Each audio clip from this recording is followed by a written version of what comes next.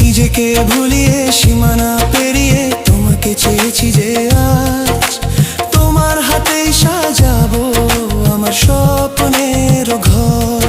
আমি তোমার প্রেমে পড়ে দুনিয়া ভুলে গেছি।